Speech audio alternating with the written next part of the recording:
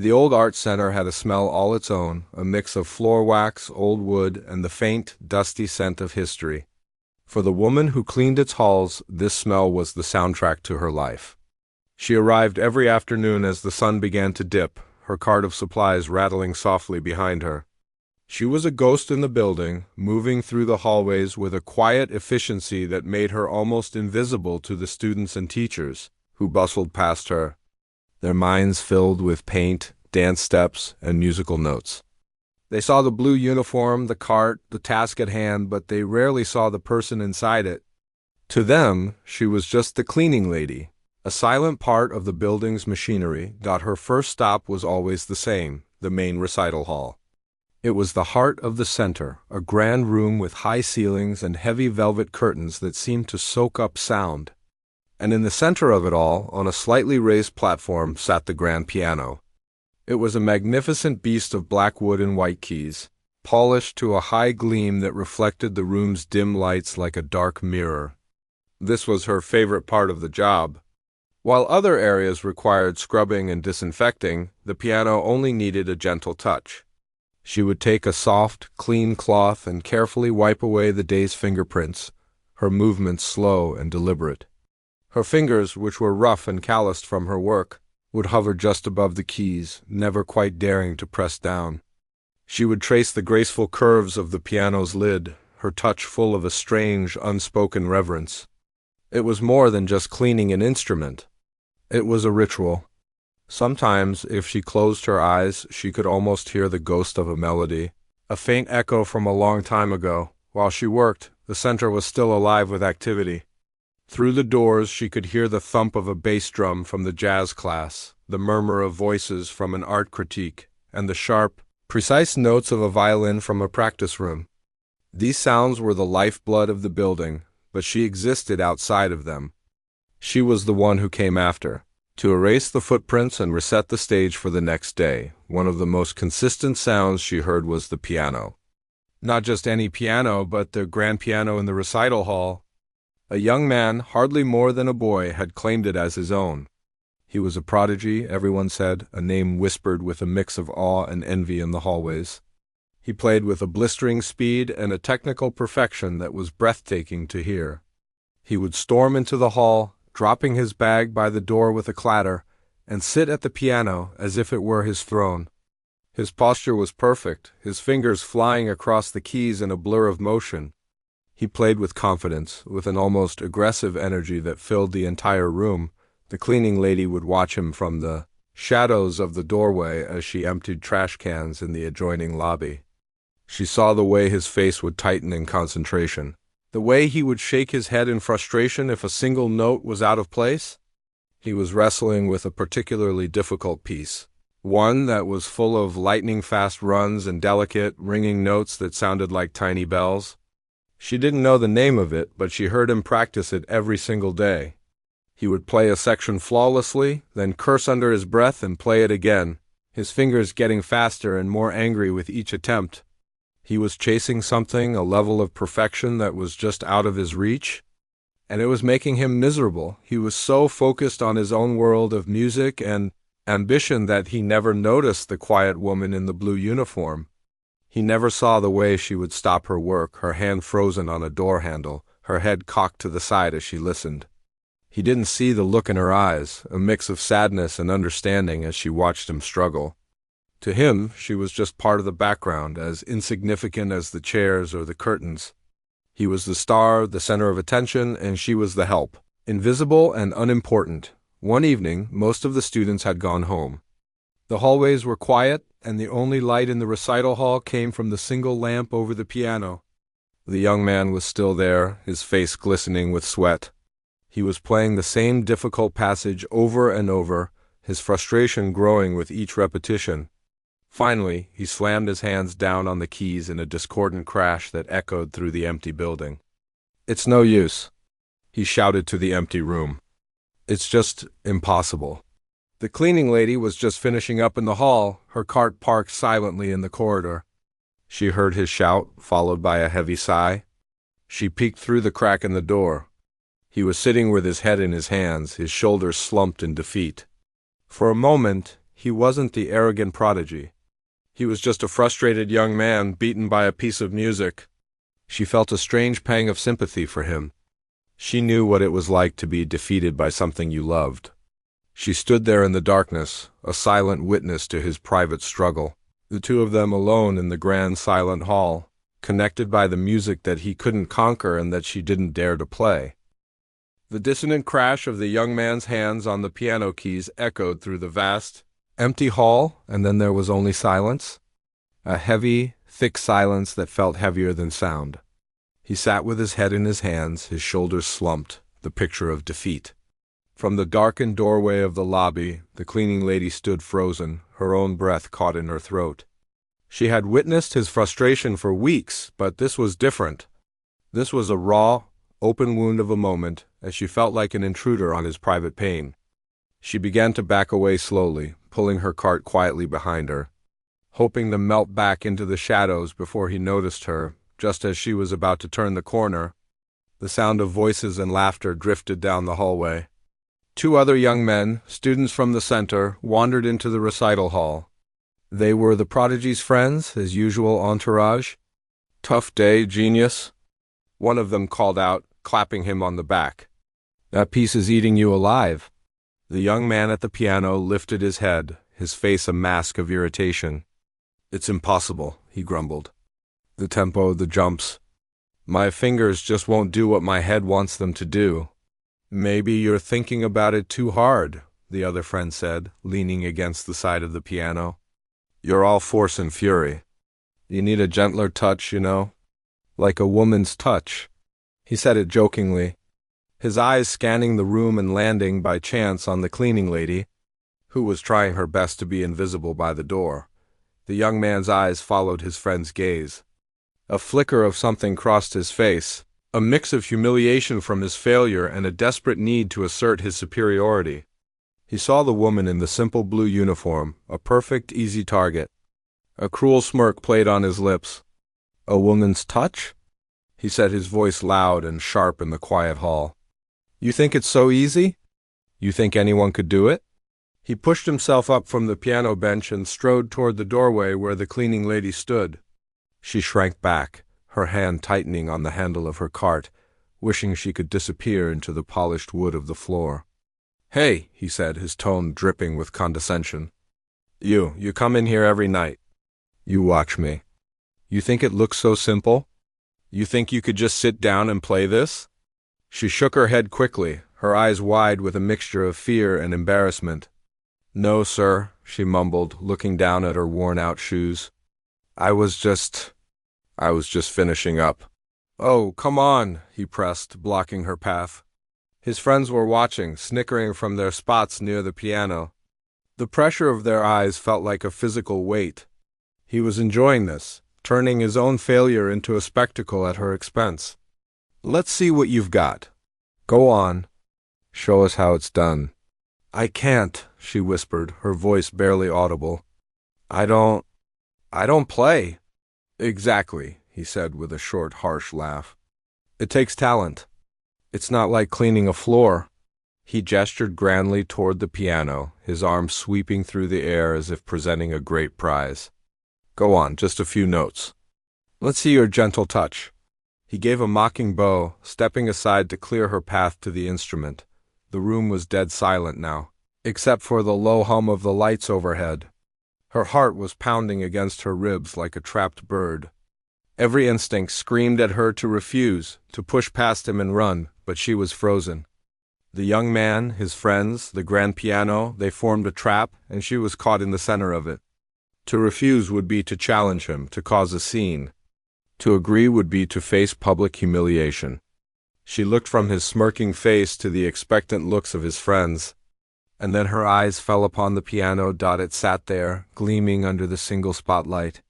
A beautiful and terrifying monument to a world she had left behind a lifetime ago. It wasn't just an instrument to her. It was a memory box, a coffin of dreams. The thought of touching those keys, not in the quiet solitude of the night when she was alone, but like this, as a joke, filled her with a deep, profound dread. "Well, we haven't got all night," the young man prodded, Taking a shaky, involuntary breath, she made a decision. It wasn't a conscious choice, but a surrender. She slowly let go of her cart, the handle feeling cold and unfamiliar without her grip on it. She took a step forward, then another. The short distance from the doorway to the stage felt like the longest walk of her life. The polished wood floor seemed to stretch on forever, reflecting her small, hesitant form. She could feel their eyes on her back, a burning, intrusive gaze. She was no longer a ghost. She was the unwilling center of attention. She climbed the 3 small steps onto the stage, her simple work shoes making soft, scuffing sounds on the wood. The piano seemed even bigger up close, more imposing. She stood before the bench for a long moment, just looking at it. The young man and his friends waited, their impatience palpable. Finally, she sat down. The bench was cold and smooth against her legs, and it felt completely wrong. She was a woman who mopped floors and scrubbed toilets, a woman whose hands were rough and calloused from years of hard work. She did not belong here. She placed her hands in her lap, her fingers clenched into tight fists. Her hands, usually so sure and capable with a mop or a cloth, felt clumsy and foreign now. She looked down at them, then at the pristine ivory keys. The contrast was stark. Her fingers were short, with nails trimmed short and practical. They were hands that served, hands that cleaned, hands that had known the sting of bleach and the scrape of a scrub brush. They were not hands that created art. The room was utterly silent. The young man stood with his arms crossed, his expression a mixture of smugness and curiosity. He was waiting for her to fail, to produce a clumsy, discordant noise that would prove his point and give him and his friends a good laugh. He had pushed her into this corner, and now he was waiting to see her crumble. She took one last, shaky breath, the air catching in her throat. The whole world had shrunk to this one moment, to the 88 black and white keys in front of her. She didn't look at the young man or his friends. She just looked at the piano, and for a second, a flicker of something old and painful crossed her face before she lowered her hands toward the keys. Her hands, rough and worn from a life of labor, hovered over the smooth ivory keys. They looked like 2 different worlds colliding. For a long moment she just sat there, her back slightly hunched, the picture of defeat. The young man and his friends watched, their smirks firmly in place, waiting for the clumsy, discordant mess they were anticipating. The silence in the hall was thick with their unspoken mockery. Then her right hand slowly descended. Her index finger pressed down on a single key in the middle of the keyboard. A clear, perfect note rang out, pure and clean, like a drop of water in a still cave. It was a simple, almost hesitant sound, but it held a strange quality, a resonance that seemed to vibrate not just in the air, but in the chest of everyone listening. The young man's smirk faltered for just a second. It wasn't the sound of an amateur. She pressed another key, then another, a simple, ascending scale. But it wasn't just a scale. The way she connected the notes, the subtle pressure she applied, gave the simple exercise a voice, a feeling. It was like she was waking the piano up, asking it a gentle question. Then something shifted. It was almost imperceptible at first. Her shoulders, which had been slumped in resignation, began to straighten. Her spine lengthened. The scared, timid woman who had been pushed onto the bench seemed to fade away, replaced by someone else entirely. Her chin lifted, and her gaze, which had been fixed on her hands, looked out into the empty hall, but she wasn't seeing the walls or the seats. She was seeing something else, somewhere else, a long time ago. Her left hand, which had been resting in her lap, rose to join the right. And then she began to play. It started softly, the familiar, intricate melody of the piece the young man had been wrestling with for weeks. But where his playing was a battle of force and fury, hers was a conversation. The lightning-fast runs, the ones he had attacked with aggressive frustration, flowed from her fingertips with an effortless, liquid grace. It wasn't just fast. It was fluid. Each note was clear and distinct, yet they all connected into a seamless, shimmering river of sound. The difficult jumps, the ones that had caused him to curse and stumble, were executed with a quiet, breathtaking precision. Her hands seemed to know exactly where to go. As if guided by an invisible map only she could see, the two friends in the audience had stopped smirking. Their mouths were slightly open, their eyes wide with disbelief. They exchanged a look of pure, unadulterated shock. This was not what they had expected. This was not a joke. The young man who had challenged her stood frozen, his arms crossed, but his posture had changed. The arrogance had drained away, replaced by a dawning, horrifying awe. He was a pianist. He understood the difficulty of this piece. He had practiced it for hundreds of hours, and he still couldn't master it. And yet this woman, this janitor, this nobody, was playing it with a technical perfection that was far beyond his own. But it was more than just the technique. It was the feeling. Her playing was filled with a powerful, aching emotion that he had never been able to find in the music. He played the notes, but she was telling a story. The delicate, ringing notes that gave the piece its name, the ones that sounded like tiny bells, were not just pretty sounds in her hands. They were like echoes of a memory, at once joyful and deeply sad. The music swelled, filling the vast hall with a sound so immense it felt like it was pressing in on them from all sides. It was a storm of passion, of longing, of love, and of a profound, heartbreaking loss. She was no longer just sitting at the piano. She had become one with it. The instrument was an extension of her soul, and it was singing a song that seemed to have been locked away inside her for a lifetime. Her eyes were closed now, tears streaming silently down her face, tracing paths through the dust on her cheeks. She wasn't crying from sadness or from joy, but from something in between, a catharsis so powerful it was physically manifesting. Her body swayed slightly with the music, her fingers moving with a speed and agility that seemed impossible for a woman her age, for a woman with her hands. The calluses that had been built up over years of scrubbing floors seemed to have vanished, or perhaps they had always been there. A shield protecting a talent that was too precious to be lost. The young man sank into one of the front row seats, his legs suddenly too weak to hold him. He felt like a child who had just been shown how little he truly knew. He had seen music as a competition, a way to prove his superiority. He had seen the piano as a tool to showcase his talent. But she, this quiet woman he had never even noticed, saw it as something else entirely. It was a confidant, a diary, a sacred space. He was playing ink on a page while she was playing from the heart. The music reached its final, breathtaking crescendo, a cascade of notes that sounded like a waterfall of stars. And then, as suddenly as it had begun, it softened. The final notes of the piece were played with a tenderness that was almost unbearable to hear. They hung in the air, delicate and shimmering, before fading into the heavy, profound silence of the hall. When the last note had died away, she didn't move. Her hands remained on the keys, her head bowed. The spell was broken. The magic receded, leaving just a woman in a blue uniform, crying silently at a grand piano. She slowly pulled her hands back as if the keys had suddenly become hot to the touch.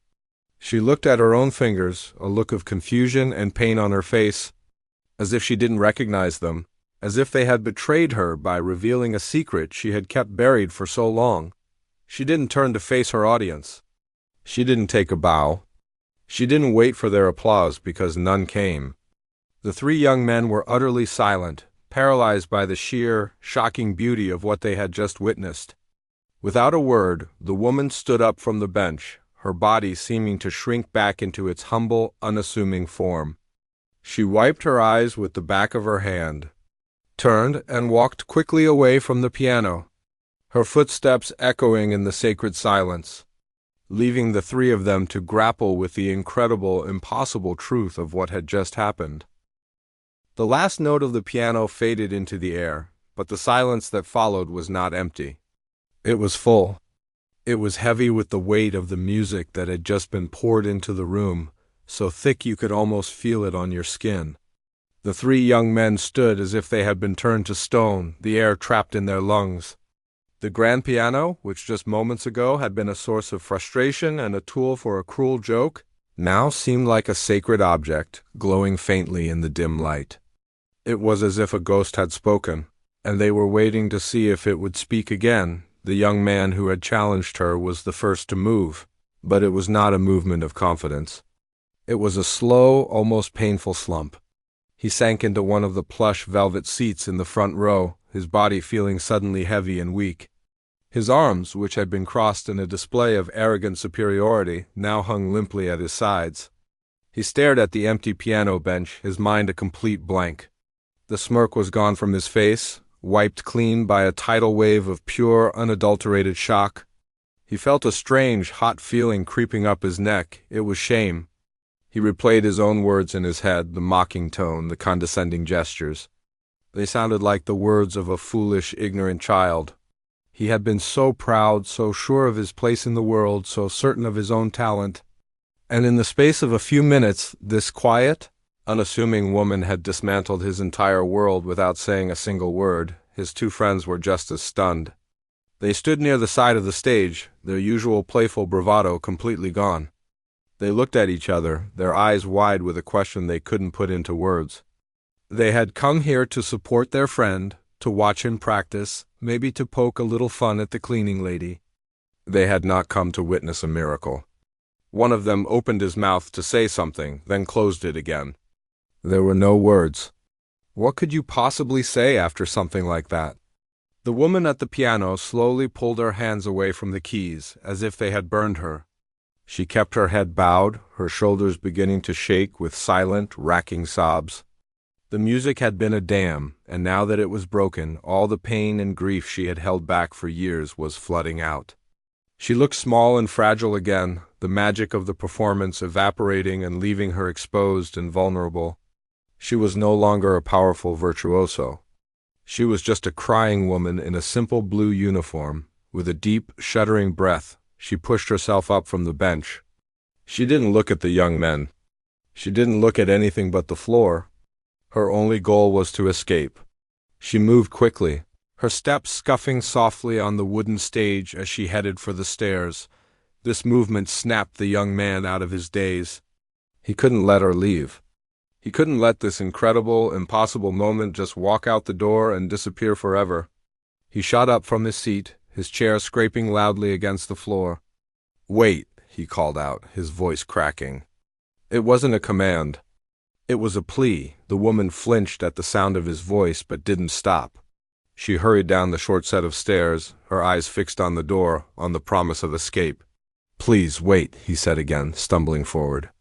He reached her just as she was about to grab the handle of her cleaning cart. He gently, but firmly, took hold of her arm. His touch was hesitant, full of a newfound respect and a desperate need for answers. Who are you?" He stammered, his voice barely a whisper. She finally stopped, her back still to him. She wouldn't turn around. She just stood there, her body rigid, trying to pull her arm away without being rude. "I have to go," she mumbled, her voice thick with tears. "No, please," he insisted, his grip tightening slightly. How did you do that? Where did you learn to play like that? That piece, it's one of the hardest pieces ever written for piano. I've been studying it for months, and I can't even come close to what you just did." His words tumbled out in a rush. His professional pride completely gone, replaced by a desperate, almost childlike curiosity. The woman shook her head, a small, sad gesture. "It's not my song," she said softly, her voice so quiet he had to lean in to hear her. The words hung in the air between them, mysterious and heartbreaking. Not her song? What did that mean? It only deepened the mystery. He had 1,000 more questions, but he could see her distress. He could feel her pulling away, retreating back into the shell he had so cruelly cracked open. He let go of her arm, and she immediately snatched it back as if his touch had caused her pain. She didn't say another word. She quickly grabbed the handle of her cart, the squeak of the wheels cutting through the heavy silence. She didn't look back. She just pushed her cart out of the recital hall and into the dimly lit corridor. Her footsteps and the rattling of her supplies fading away until there was only silence more. The young man stood there, staring at the empty doorway, a feeling of profound emptiness washing over him. He slowly walked back onto the stage and stood before the grand piano. He looked at the keys, the same keys he touched every single day, but they looked different now. They were no longer just tools for his ambition. They were a vessel for a story he couldn't even begin to comprehend. He had heard the music, but he knew he hadn't understood the meaning. His friends finally walked up onto the stage, standing beside him. They were silent for a long time. Finally, one of them spoke, his voice filled with awe. "What? What just happened?" The young man shook his head, his eyes still fixed on the piano. "I don't know," he said, his voice hollow. "But I don't think I'll ever be able to play this piece the same way again." The question wasn't just about her talent anymore. It was about her pain. It was about the source of that haunting, beautiful music. The truth of who she was and why she played had become the most important thing in the world to him, a puzzle he knew he had to solve. The silence in the recital hall was a living thing. It pressed down on the young man, filling his ears and his mind until he could hear nothing else. He stood alone before the grand piano, a monument to a miracle he couldn't comprehend. The woman's words, "It's not my song," echoed in his head, a riddle wrapped in an enigma. He looked at the keys, and for the first time, he didn't see a challenge. He saw a story, and he knew, with a certainty that chilled him to the bone, that he had to understand it. His friends had left a while ago. Their quiet footsteps, a stark contrast to their earlier boisterous laughter. They were as lost as he was, but they didn't feel the same gnawing sense of responsibility. He was the one who had pushed her, the one who had mocked her, the one who had forced her secret out into the open. He had to know the truth. He left the hall, his steps slow and uncertain. The art center, which had always felt like his kingdom, now seemed like a foreign land. He walked past the practice rooms, the art studios, and the dance halls, seeing them not as places of learning, but as rooms filled with stories he had never bothered to learn. His destination was the small, cluttered office at the end of the corridor, the office of the center's longtime director. The old man was there, sitting behind a desk piled high with papers and programs. He was in his late 70s, with kind, wrinkled eyes and a halo of white hair. He had seen countless students come and go, some with brilliant futures, others who burned out quickly. He looked up as the young man hesitated in the doorway. "Something on your mind?" the director asked, his voice gentle. The young man took a deep breath. He didn't know how to begin. How could he describe what he had just witnessed? "The cleaning lady," he finally said, his voice sounding small and hesitant. "The woman who works here. The one who cleans the recital hall." The director's expression softened, a flicker of knowing sadness in his eyes. He simply nodded, waiting for the young man to continue. She played the piano tonight," he stammered, struggling to find the right words. "She played La Campanella, the piece I've been working on. And it was the most beautiful thing I've ever heard. It was perfect. More than perfect. It was like she wasn't even playing the notes, she was living them." He paused, running a hand through his hair in frustration. I asked her how she did it. She just said, "It's not my song," and then she ran away. "I don't understand. Who is she?" The old director leaned back in his chair, letting out a long, slow sigh. He looked past the young man, out the window at the darkening sky, as if gathering a story from the shadows. "Her name is Ilara," he said quietly. "And she wasn't always a cleaning lady." He began to tell the story, his voice soft and measured, like someone turning the fragile pages of an old book. She was a musician herself, a long time ago. Not a prodigy like you, but she had a deep love for it. She played the piano, the flute. She had a gift for feeling the music. But she was a humble person. She got married, had a family, and she put her own dreams away to raise her son. The young man listened, his heart starting to pound in his chest. "Her son," the director continued, his gaze growing distant, "was different. He wasn't just gifted. He was one of those rare, once-in-a-generation talents. The kind of person who was born to make music. He could hear a song once, a complex symphony, and sit down and play it perfectly. He didn't just read the music. He understood its soul. Everyone who heard him play knew he was destined for greatness." The director paused, looking at the young man with an expression of profound pity. "That piece you're playing, La Campanella, that was his piece. He was just 15, getting ready for his first major competition. That was going to be his moment to show the world what he could do. He practiced it day and night. He said the little bell-like notes reminded him of his mother's laughter. The young man felt a cold knot form in his stomach. He suddenly had a terrible, sickening feeling about where this story was going. The night before he was supposed to leave for the competition, the director said. His voice barely a whisper now. There was a car accident. It was quick. A sudden, senseless thing. He was gone. The air in the small office felt heavy, thick with unspoken grief. The young man sank into the chair opposite the director's desk, his legs unable to support him. The arrogant, ambitious prodigy was gone, replaced by a devastated young man who was finally beginning to understand. After he died, the director went on, Ilara was broken. She sold her piano, she stopped listening to music, she shut that part of her life away completely. A few years later, she came to me looking for any kind of work. She started cleaning just to have something to do, to fill the empty hours. She said she couldn't bear to be in a home that was so quiet. But the music. The young man choked out. The director nodded. A few years ago, she found his old sheet music. La Campanella, it was worn and dog-eared, with his notes written in the margins. She told me once that she felt like she was losing the sound of his playing, so she decided to teach herself. She wasn't a concert pianist, and her hands were older, but she was his mother. She had listened to him practice that piece 1,000 times. She knew every note, every nuance, not from the paper, but from her memory of him. The truth hit the young man like a physical blow. It wasn't just a story. It was a tragedy of immense proportions. The performance he had witnessed wasn't a display of talent. It was a mother's love, a ritual of grief, a desperate attempt to bring her son back to life, if only for a few minutes. The reason her playing was so filled with emotion, so full of aching sorrow and breathtaking beauty, was because every single note was infused with the memory of the child she had lost. She didn't play for an audience, the director finished. She played for him. Late at night, when the building was empty, she would sit at that piano and play his song. It was her private conversation with her son. That's why she ran away. You didn't just hear her play a song. You forced her to share the most sacred, painful part of her soul with a room full of strangers. The young man sat in silence, tears streaming down his face.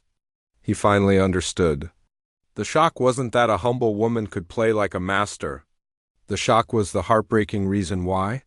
He had been wrestling with a piece of music for his own glory, while she had been using that same music to survive her own heartbreak. The next day, he saw her in the hallway, quietly sweeping the floor. She looked just as she always had, a humble woman in a blue uniform. But he saw her differently now. He didn't see a janitor. He saw a mother carrying a monumental, silent symphony of love and loss within her. He didn't approach her. He just nodded respectfully as he walked past. He knew he could never say sorry enough. The only thing he could do was honor her son's memory by playing the music with the heart and soul it deserved. He finally understood that the most beautiful music doesn't come from talent, but from love.